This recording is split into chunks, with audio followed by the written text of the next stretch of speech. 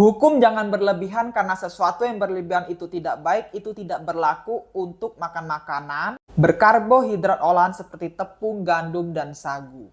Contoh pada kasus ini adalah mie instan.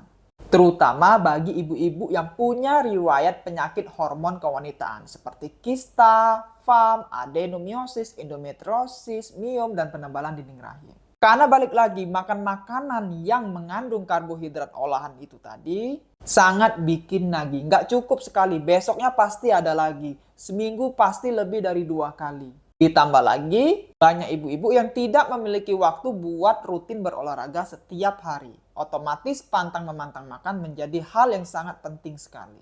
Jangan sampai udah nggak pernah olahraga, nggak mau pantang makan pula seperti ini. Yang penting jangan berlebihan. Nggak ada itu. Bayangkan, satu bungkus mie instan aja itu sudah setara dengan 500 kilokalori. Udah seperempat kebutuhan kalori harian kita rata-rata. Belum ditambah makanan yang lain.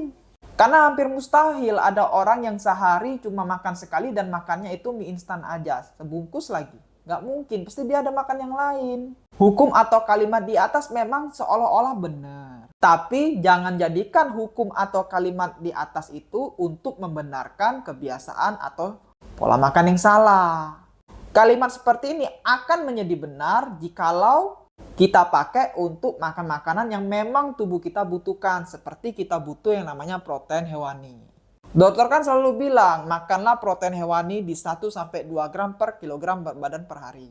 Kalau misalnya ada orang yang masih kelaparan dan dia makan protein hewani lebih dari 2 gram per kilogram berat badan per hari, barulah hukum ini berlaku. Jangan berlebihan, karena sesuatu berlebihan itu tidak baik. Tapi kalau misalnya karbohidrat berindeks glikemik tinggi atau karbohidrat olahan, mau dikit mau banyak tubuh kita nggak butuh itu. Jadi yang butuh itu siapa? Egomu sendiri yang butuh itu. Lidahmu sendiri yang butuh itu. Nafsumu sendiri yang butuh itu. Bukan tubuhmu. Tubuhmu itu hanya butuh protein hewani, titik. Dok, kalau misalnya nggak ada karbo nanti nggak kekurangan gula dok, hipoglikemik. Nggak akan.